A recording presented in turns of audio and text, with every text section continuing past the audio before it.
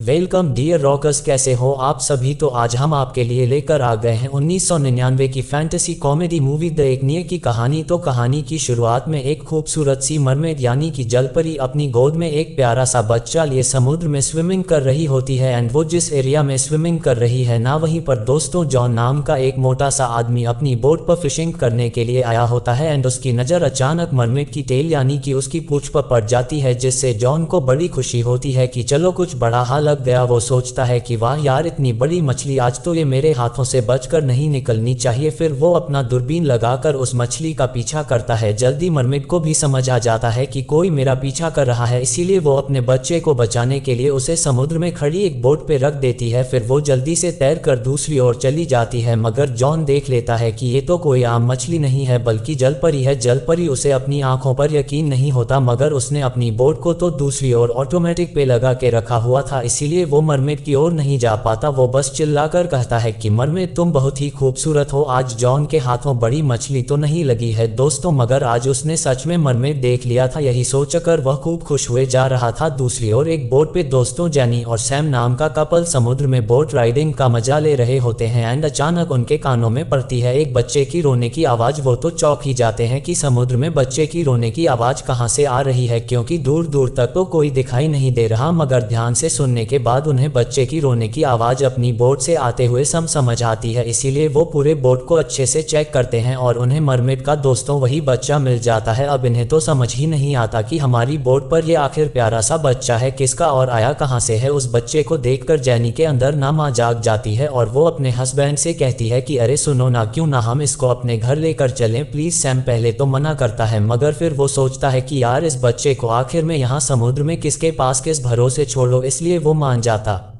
है। दूसरी ओर मरमेड अपने बच्चे को लेने के लिए वापस आती है तो देखती है कि जेनी और सैम तो उसको लेकर घर जा रहे हैं और जेनी यहाँ पर यह भी कहती कि मैं तो इसका नाम कॉडी ही रखूंगी। अब प्रॉब्लम यह है दोस्तों कि मरमेड दुनिया के सामने नहीं आ सकती, इसीलिए अपने बच्चे को खुद से दूर जाते हुए देखने के बावजूद भी कुछ नहीं कर पाती, बस देखती रह जाती है। इसके बाद यहाँ से सीन होता है 13 साल के बाद शिफ्ट। कोडियो काफी बड़ा हो चुका है। अच्छा ये लड़का है, सॉरी यार, वो अपने मॉम एंड डैड को यानी जेनी और सैम के एक पुराने से बोट पे उनकी मदद करता है। दरअसल दोस्तों उसके पेरेंट्स ने पहले एक पुरानी बोट खरीद ली थी और वो उसी में लोगों को बोट राइड देने का काम करते थे, मगर पुरानी बोट होने की वजह से वो जब तब खराब हो जाया करती थी, यह समस्या थी उसमें। इधर कोडी के स्कूल में स्विमिंग कंपटीशन होता है। सारे बच्चे आ चुके थे मगर कोडी अभी तक नहीं आया था। वो तो आज फिर अपने डैड की बोट खराब हो जाने की वजह से अटक गया था। उसकी मॉम कहती है कि आज तो तुम्हारा स्विमिंग कंपटीशन है ना, एक काम करो तुम फेरी लेकर स्कूल चले जाओ। मगर कोडी की आखिरी फेरी भी छूट जाती है, तब वो खुद ही स्विम करके किनारे जाने का फैसला करता है। अब उसको देखकर फेरी के लोग भी हैरान हो जाते हैं कि यह तो हमारी फेरी से भी ज्यादा फास्ट जा रहा है, बताओ। दूसरी ओर स्कूल में कडी की गर्लफ्रेंड सैम उसके लिए परेशान होती है कि वो अभी तक क्यों नहीं आया। वो सियन नाम के एक लड़के से पूछती कि तुमने कहीं कोडी को देखा क्या। वो कहता है नहीं और मैं उसको देखना भी नहीं चाहता। वैसे भी दोस्तों इससे हमको समझ आ जाता है कि सीन कोडी को कुछ खास पसंद नहीं करता है। जब स्विमिंग कंपटीशन शुरू होने में कुछ ही पल बचे होते हैं तभी वहां पर गॉडी आ जाता है और सभी को 1 मिनट रुकने को कहता है। फिर वो अपना शर्ट वगैरह उतारकर स्विमिंग कॉस्ट्यूम पहनकर कंपटीशन स्टार्ट करने के लिए कहता है, तो वहां पर सब हंसने भी लगते हैं। अब कडी को समझ ही नहीं आता कि सब हंस क्यों रहे हैं। तब उसके कोच कहते हैं कि कडी शूज कौन उतारेगा, तो वो भी फिर जल्दी जल्दी अपने शूज उतारता है। एंड दोस्तों इसके बाद होता है स्विमिंग कंपटीशन शुरू, जिसमें कडी और सीन दोनों बहुत ही अच्छा परफॉर्म कर रहे होते हैं। इस तरह से कोडी की स्कूल की टीम ये कंपटीशन जीत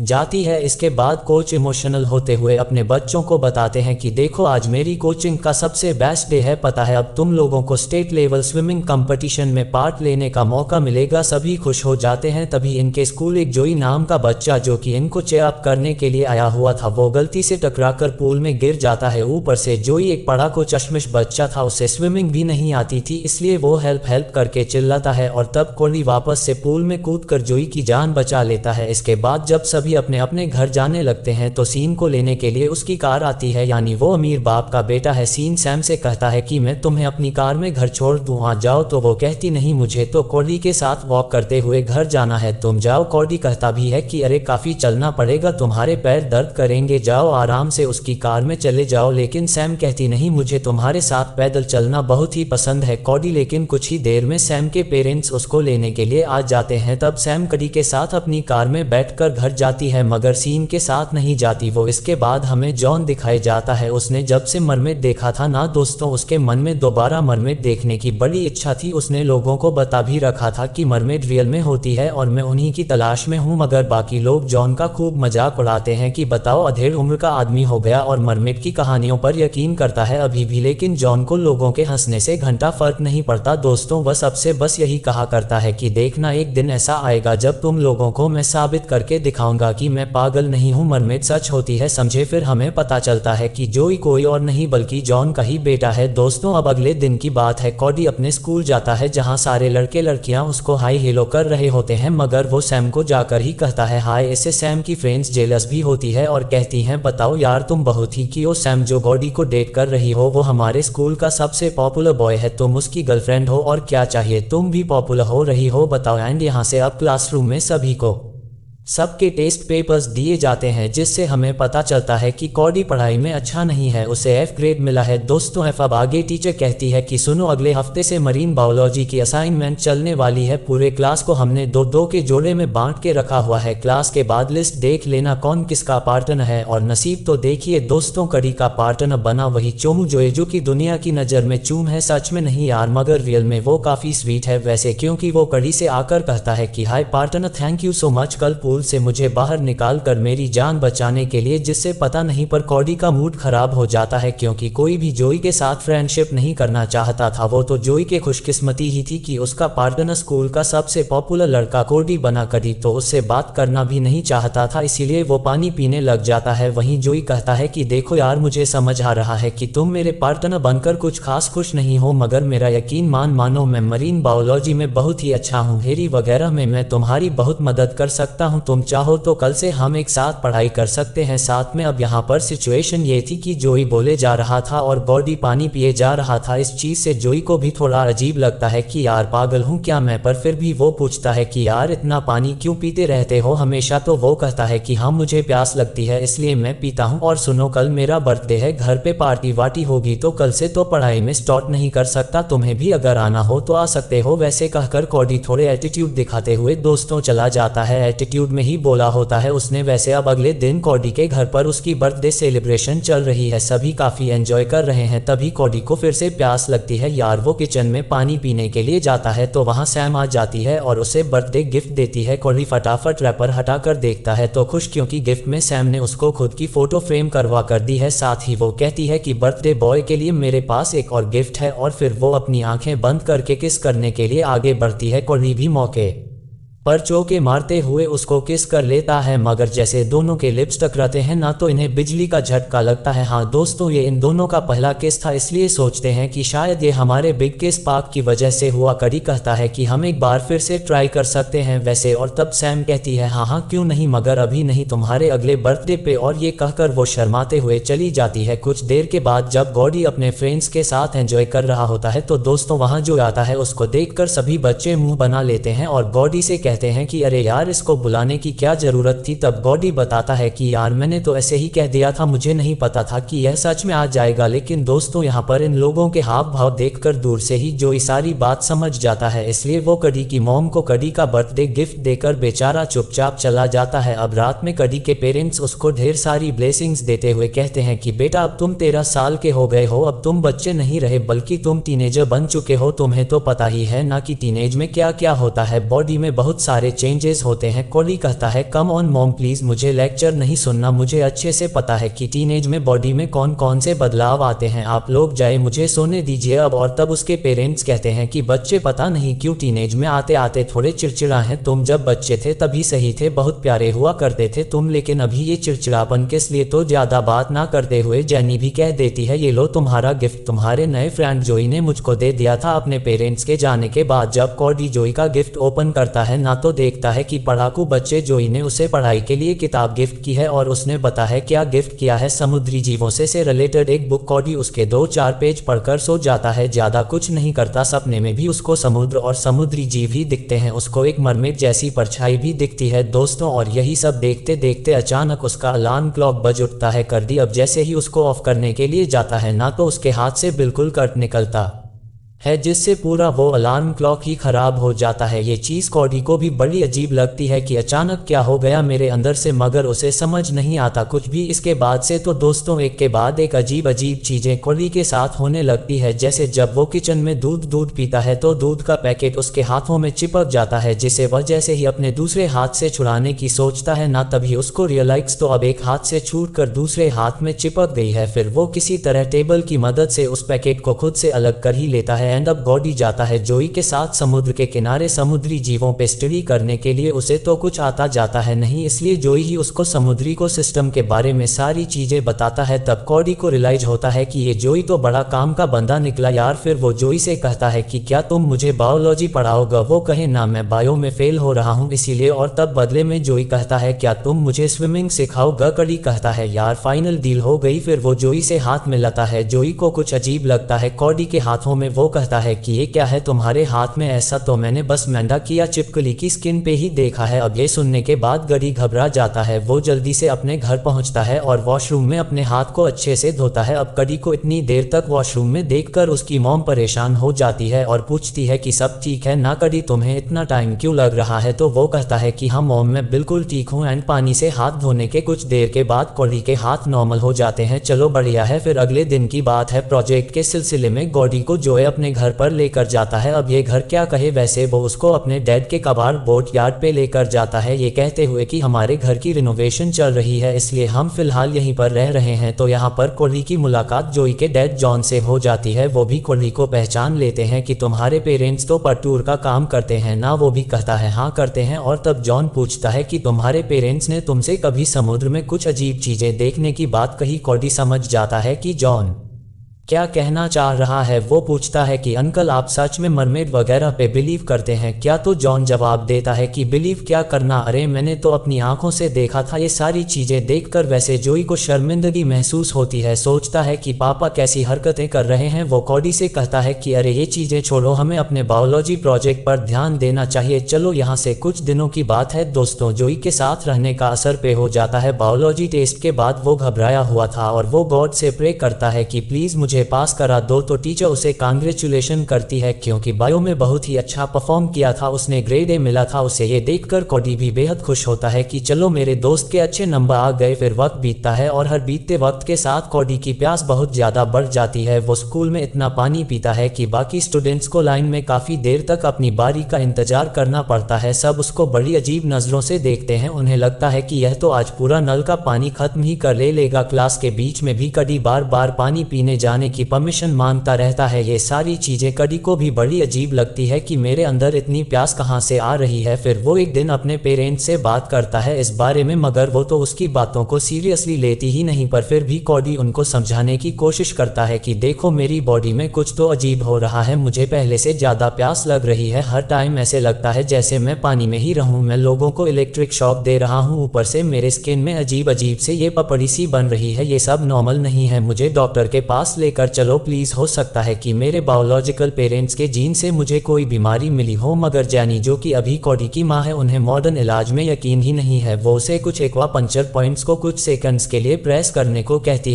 है सब ठीक हो जाएगा। यहाँ से एक रात की बात है, कॉडी अपनी गर्लफ्रेंड सैम के साथ कार्निवल में जाता है। वहाँ वो सैम को डिनर भी करवाता है और दोनों बातें भी करते हैं। सैम कॉडी का हाथ पकड़ती है तो उसके कुछ बाल बिल्कुल एंटीना की तरह खड़े हो जाते हैं, जिससे ओब्वियस है उनको हंसी आनी थी। मगर जब सैम पूछती है क्या हो गया तो वो कुछ नहीं बताता उसको। उसी रात घर जाकर कॉडी जोए की गकी भी उस बुक को पढ़ रहा होता है कि तभी उसको फिर से प्यास लग जाती है। वो पानी पीने के लिए बोतल उठाता है मगर पानी भी खत्म हो चुका था, ऊपर से पानी की बोतल भी कॉडी के हाथ में चिपक जाती है। फिर कॉडी की जंग शुरू होती है दोस्तों, पानी की बोतल के साथ वो इस हाथ से छुड़ाता तो बोतल उस हाथ में चिपक जाती, उस हाथ से छुड़ाता तो इसमें चिपक जाती। वो दीवार पकड़कर किसी तरह तरह वाटर बॉटल को छुड़ाता है तो उसके हाथ दीवार से चिपक जाते हैं। परेशान होकर कॉडी अपने पेरेंट्स को आवाज लगाता है। वो जब कमरे में आते हैं तो बिल्कुल हैरान क्योंकि उन्हें कॉडी कहीं पर भी दिखाई नहीं देता। तब कॉडी कहता है कि मॉम ऊपर देखो एंड यहाँ स्पाइडरमैन की तरह उसको देखकर ये दोनों भी हक्के बक्के और तब उन्हें लगता है कि मामला बिल्कुल गंभीर हो गया है, अब तो डॉक्टर को दिखाना ही होगा। डॉक्टर भी आते हैं और वो कॉडी का चेकअप करते हैं और फिर अकेले में उसे बताते हैं कि यह सब उसकी बढ़ती उम्र की वजह से हो रहा है। बेटा, टीनेज में अजीब फील करना नॉर्मल बात है। कॉडी फिर बड़ा परेशान कि यह तो मुझे भी पता है, लेकिन मेरे अंदर ये चीजें जो हो रही है इसका कारण क्या है। वो ये सारी बातें जोई को बताता है कि यार उस डॉक्टर ने भी मेरी बीमारी पकड़ी नहीं, बताओ अब तुम ही बताओ जोई, क्या तुमने किसी टीनेजर के हाथ मेरे हाथ की तरह देखे? कहीं मेरी स्किन बिल्कुल मछली की तरह होती जा रही है, तुम कुछ करते क्यों नहीं यार? और तब जोई भी कहता है कि भाई थोड़ा रिसर्च करके बताता हूँ तुम्हें। मगर दोस्तों इनको नहीं पता होता कि इनकी बातें जोई के डैड जॉन छुपकर सुन रहे हैं। अब यहाँ से जोई अपनी तरफ से काफी रिसर्च करता है, अपने डैड से भी इस तरह के प्रॉब्लम्स के बारे में बातें करता है। कुछ दिनों के बाद वो रिसर्च का एंड रिजल्ट कडी को आकर बताता है, जिससे कॉडी के पैरों तले जमीन खिसक जाती। वो बताता है कडी तुम धीरे धीरे मरमेड बनते जा रहे हो, क्योंकि तुम एक मेल हो तो मरमन भी कहा जा सकता है। इस पे कॉडी मून बनाते हुए कहता है कि मरमेड या मरमन रियल में नहीं होते यार, तुम क्या बात कर रहे हो? तब जोई कहता है फिर तुम्हारे बदन में मछली की स्किन कैसे आ रही है बताओ? तो कडी कहता है कि और जो मेरे हाथों से इलेक्ट्रिक कर्ट निकल रहा है उसका क्या? तो जोई कहता है कि सुनो, ऐसा एल नाम की मछली में भी होता है, वो भी इलेक्ट्रिक कर्ट जनरेट करती है। ये जानने के बाद तो कडी डर जाता है और वो सीधा जाता है अपने पेरेंट्स के पास, उनसे वो सारी बातें शेयर भी करता है और जानना चाहता है कि मेरे रियल पेरेंट्स कौन कौन है। जब कॉडी के पेरेंट्स उसकी बात मानने को तैयार नहीं होते ना, तो वह नल पानी में अपना हाथ भिगो देता है, जिससे उसकी वहाँ की स्किन मछली की स्किन जैसी हो जाती है। फिर वो बताता है कि पानी के कांटेक्ट में आने से हर बार ऐसा ही होता है मेरे साथ और कुछ देर के बाद अब ये नॉर्मल हो जाएगा, लेकिन अगर कभी ये नॉर्मल नहीं हुआ तो मैं क्या करूंगा बताओ? एंड अब फाइनली कडी के पेरेंट्स उसे बताते हैं कि हमें नहीं पता तुम्हारे रियल पेरेंट्स कौन है बेटा, क्योंकि हमने तो तुम्हें बीच समुद्र में पाया था, कोई तुम्हें हमारी बोट पर रख कर चला गया था। हमने काफी वेट भी किया मगर ना तो कोई तुम्हें लेने के लिए आया और ना ही किसी ने कोई पुलिस में मिसिंग कंप्लेंट की थी। तब हमने तुम्हें पाल पोस करा बड़ा करने का सोचा। और रही बात पानी के कांटेक्ट में आने की, तो जब तक हमें पता ही नहीं चल जाता कि असल में तुम्हारे साथ हो क्या रहा है या इसको ठीक कैसे किया जा सकता है, तब तक तुम पानी से दूर ही रहो बेटा। तो कॉडी कहता है कि मम्मी पापा ये कैसे पॉसिबल है, कुछ ही दिनों में मेरा स्टेट लेवल का स्विमिंग कंपटीशन है। लेकिन यहाँ पर कडी के पेरेंट्स उसको स्ट्रिक्टली पानी से दूर रहने को कह देते हैं। एंड अगेन रात में कॉडी को फिर वही सपना आता है जिसमें वह समुद्र में तैर रहा है और उसके पास एक मरमेड आती है। सुबह जब वो जागता है तो देखता है उसके पेरेंट्स काफी परेशान हैं, उन्हें डर लग रहा है कि कहीं हमारे बच्चे के साथ कुछ गलत तो नहीं हो गया। वो ये भी सोचते हैं कि अगर हमने ये बातें बाहर शेयर करी लोगों को तो कहीं कॉडी को गवर्नमेंट वाले किसी एक्सपेरिमेंट के लिए लेकर ना चले जाए। इससे कॉडी को भी टेंशन होती है और वो समुद्र के किनारे जाकर ये सोचने लगता है कि अब क्या करूं, मगर पानी को देखते उसको पानी के अंदर जाने का मन करने लगता है और वो ना चाहते हुए भी खुद को रोक नहीं पाता और पानी में तैरने के लिए चला जाता है। वो काफी देर तक बहुत ही बढ़िया तरीके से स्विमिंग करता है, उसे पानी के अंदर मजा भी बहुत आता है और ये सारी चीज़ उसकी रियल मॉम मरमेड छिप कर देख रही थी, मगर वो कॉडी के सामने नहीं आती। दरअसल दोस्तों ये पहली बार नहीं था जब मरमेड कॉडी को देख रही थी, बल्कि जब से उसने देखा था ना कि जेनी और सैम उसके बेटे को लेकर चले गए, तब से वो कॉडी पे नजर रखे हुए हैं। मगर उसे हर बार कॉडी काफी खुश लगता था इंसानों के साथ, इसलिए वो सामने नहीं आती थी। खैर स्विमिंग करने के बाद कडी बीच पर बैठा होता है, तभी वो अपने हाथों को नोटिस करता है जो कि अब जरा मछली की तरह दिखने लगे हैं। कुछ ही देर में कॉडी को ढूंढते हुए वहां सैम भी आ जाती है। उसे देखकर तो कॉडी अपने हाथ बातों को बिल्कुल रेत से ढक लेता है। तब सैम कॉडी से कहती है कि आजकल तुम मुझे टाइम नहीं दे रहे हो यार, क्या बात हो गई, बड़ा अजीब बिहेव कर रहे हो, आखिर चल क्या रहा है? मगर कडी अपनी प्रॉब्लम सैम के साथ शेयर नहीं करना चाहता था, इसलिए वो कहता है कि मुझे कुछ टाइम अकेले रहना है, प्लीज चली जाओ यहाँ से। ये सुनकर सैम भी गुस्से में चली जाती है। इसके बाद कडी जाता है जोई के पास, वो उसे स्विमिंग सिखा रहा था, मगर जोई को पानी से बहुत डर लगता है। वो सारी सेफ्टी के बाद भी पानी के अंदर नहीं जाना चाहता। तभी वहां पे आता है सीन और वो तो कॉडी और जोई का खूब मजाक भी उड़ाता है। वो कहता है कि कॉडी तुम इस भोंचू के साथ आजकल कुछ ज्यादा टाइम स्पेंड नहीं कर रहे हो, इसके साथ वक्त बर्बाद करने के बजाय तुम्हें स्टेट चैंपियनशिप के लिए तैयारी करनी चाहिए। कॉडी कहता है कि सुनो तुम उसकी फिक्र मत करो, मैं खुद देख लूंगा उसको। एंड जब ये सब जोई देखता है कि बताओ यार मेरी वजह से कॉडी को क्या क्या सुनना पड़ रहा है, तो वो हिम्मत करके पानी में कूद ही जाता है। यहाँ से सीन शिफ्ट होता है। स्टेट चैंपियनशिप के दिन कॉडी के पेरेंट्स ने उसे उसके कमरे में बंद करके रखा था और हर 10 मिनट में चेक करने के लिए आ रहे थे कि वो अपने रूम में है भी या नहीं। एंड तब गडी अपने पेरेंट्स को समझाता है कि कोई बात नहीं, अगर मैं चैंपियनशिप में पार्टिसिपेट नहीं कर पाऊंगा तो चैंपियनशिप मेरी जान से बढ़कर थोड़ी है। ये सुनकर गडी के पेरेंट्स थोड़े रिलैक्स हो जाते हैं कि चलो हमारा बेटा समझदार है, ये हमारी बातें मान रहा है। मगर उनके कमरे से जाते ही कॉडी खिड़की से कूदकर चैंपियनशिप के लिए चला जाता है। वहां उसे जोई मिलता है तो जोई भी उसको स्विमिंग करने से मना करता है, पर कॉडी वो तो मानने को तैयार ही नहीं होता। वो पार्टिसिपेट भी करता है और सबसे कम टाइम में स्विम करके स्टेट रिकॉर्ड भी बना देता है। फिर वो अपनी जीत को सेलिब्रेट करने के लिए अपने हाथ हवा में हिलाता है, मगर जोई नोटिस करता है कि उसके हाथ अजीब से मछली की तरह हो गए हैं और यह चीज़ काफ़ी लोग नोटिस भी कर लेते हैं। यहाँ ऑडियंस में जोई के डैड है, वो तो दूरबीन लगाकर एकदम क्लियर उसके हाथ को देखकर खुश हो जाते हैं। वहीं सीन भी कॉडी के अजीब हाथ को देख लेता है और जल्दी कॉडी को भी रियलाइज हो जाता है कि सभी ने मुझे देख लिया है। एंड अब वो वहां से तुरंत भागने की सोचता है, मगर उसके हाथ से स्ट्रांग इलेक्ट्रिक शॉक निकलती है जिससे स्कोप बोर्ड वगैरह में शॉर्ट सर्किट से आग लग जाती है। तभी कडी भी वहां से भागने लगता है। सीन उसके पीछे पीछे वह वॉशरूम तक जाता है और कहने लगता है कि तुमने चीटिंग करके गेम सबसे पहले जीता है, समझे? तुम भी जानते हो कि तुम मुझसे बेहतर नहीं हो, इसीलिए तुमने जीतने के लिए अपने हाथ में वो चीज करवाई है ना। तो सुनो, गोल्ड मेडल का असली हकदार मैं ही हूँ। सीन ने कॉडी को वॉशरूम के अंदर आते हुए देखा था, मगर अंदर उसे कॉडी मिलता ही नहीं। वो तो वहां से चला जाता है और फिर हम देखते हैं कि कडी तो स्पाइडरमैन की तरह सीलिंग से चिपका हुआ था। बेचारा कॉडी बाहर निकलता है तो देखता है उसके पेरेंट्स उसको लेने के लिए आए हुए हैं, क्योंकि घर पर जब वो कुछ देर के बाद कॉडी के रूम में गए ना तो वहां उन्हें वो नहीं मिला। वो समझ गए कि पक्का वो रेस लगाने के लिए आ गया होगा। वो जल्दी से कॉडी को अपनी गाड़ी में बिठाकर घर लेकर आ जाते हैं। कुछ ही देर में वहां जोई भी भागा भागा आ जाता है और देखता है कि कडी की मॉम हेयर ड्रायर से कडी को सुखा रही है, मगर उसके हाथ ठीक होने का नाम नहीं लेते। जोए बताता है कि लोगों ने कडी को नोटिस कर लिया है, वो तरह तरह की बातें भी कर रहे हैं। तभी वहां पर सैम आ जाती है और कडी को इस हालत में देखकर सीधे बेहोश। जब वो होश में आती है तो कडी और उसके पेरेंट्स उसको सारी बातें बताते हैं, साथ ही वो ये बात को सीक्रेट रखने के लिए कहते हैं। सैम भी उनकी बातें मान ले देती है, मगर वो एक फिश के साथ रिलेशनशिप में नहीं रहना चाहती थी, इसलिए ब्रेकअप करके चली जाती है। बेचारा कडी का दिल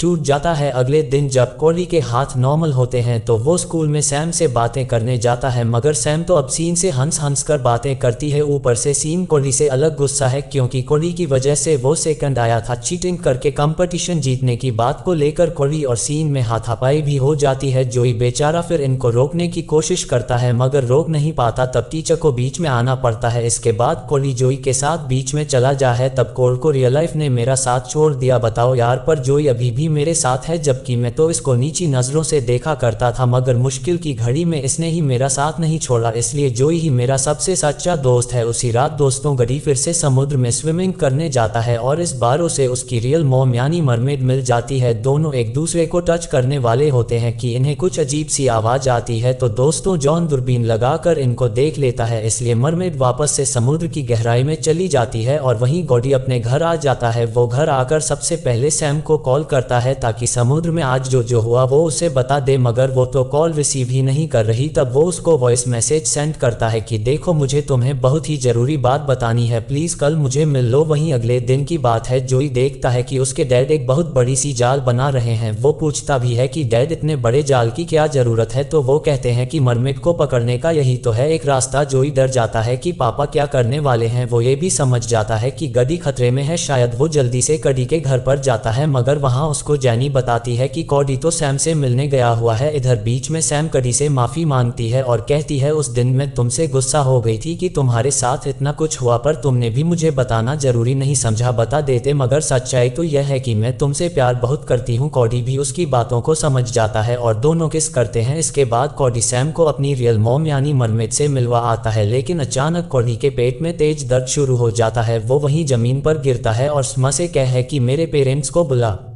दो जल्दी। सैम उन्हें बुलाने के लिए चली जाती है और इधर कॉडी के पैर मछली की तरह बन जाते हैं। थोड़ी देर में कॉडी को ढूंढते ढूंढते वहां जब जोई आता है तो अपने डैड की बोट को जाते हुए देखता है। वो समझ जाता है कि कडी को मेरे डैड लेकर चले गए, इसलिए वो अपने डैड की बोट यार्ड पे जाता है। तब वो देखता है कि उसके डैड ने कडी को बोट पे रखा हुआ है। वहीं मरमेड तो कडी को बचाने के लिए बोट पे आ रही है, मगर जॉन यानी जोई के डैड उसे अपनी बड़ी सी जाल में फंसा लेते हैं। तब कॉडी जोई से कहता है कि तुम्हें मेरी मॉम की हेल्प करनी होगी, होगी। जोई भी एक नाइफ लेकर पानी में कूद जाता है जाल काटने के लिए। कूदने के बाद वो नोटिस करता है कि अरे मैं तो तैरने लगा, मुझे अब पानी से डर नहीं लग रहा, और इसी तरह करते करते वो मरमेड को आज़ाद कर देता है दोस्तों। मगर उसका पैर उस भारी से जाल में फंस जाता है जिसकी वजह से जोई डूबने लगता है उससे बचाने के लिए। फिर उसका पापा जॉन भी पानी में कूद पड़ता है मगर नहीं बचा पाते हैं। तब गडी पानी में जाकर जोई को बाहर निकालता है। तब तक सैम भी दोस्तों गडी के पेरेंट्स को लेकर आ चुकी थी। वो जब देखती है कि जोई बेहोश हो गया है तो वो जोई को माउथ टू माउथ सीपीआर देती है मगर फिर भी जोई होश में नहीं आता। तब गॉडी अपने इलेक्ट्रिक शॉक देने की पावर से जोई को शॉक देकर होश में लेकर आ जाता है। होश में आते ही जोई कहता है कि मैंने एक सपना देखा जिसमें सैम मुझे किस कर रही थी। मैंने कभी अपने सपने में सोचा भी नहीं था कि इतनी खूबसूरत लड़की मुझे किस करेगी। ये सुनकर सभी हंस पड़ते हैं। वहीं जोई फिर अपने डैड से कहता है कि डैड आप सही थे, मैंने कभी आपकी बातों पर यकीन नहीं किया था मगर सच में मरमेड होती हैं। तब जॉन कहते हैं कि बेटा मुझे अब इन सब से कोई फर्क नहीं पड़ता, तुम सही सलामत हो, बस मेरे लिए इतना ही काफ़ी है। यानी कि जॉन सुधर गया है। आगे दोस्तों सभी को अपनी रियल मॉम से मिलवा है और कहता है मुझे इनके साथ जाना होगा, यही मेरी बॉडी में होने वाले चेंजेस को सही से मॉनिटर कर सकती है। ये सुनकर तो जेनी रोने लगती है। वो कहती है नहीं मैं तुम्हारी मॉम हूँ, तुम कहीं नहीं जाने वाले। तब मरमेड इशारों में जेनी को समझाती है कि बाहर की दुनिया अब कडी के लिए सेफ नहीं है। मैं भी अपने बेटे से उतना ही प्यार करती हूँ जितना तुम करती हो, वो मेरे साथ सेफ रहेगा। फिर कडी भी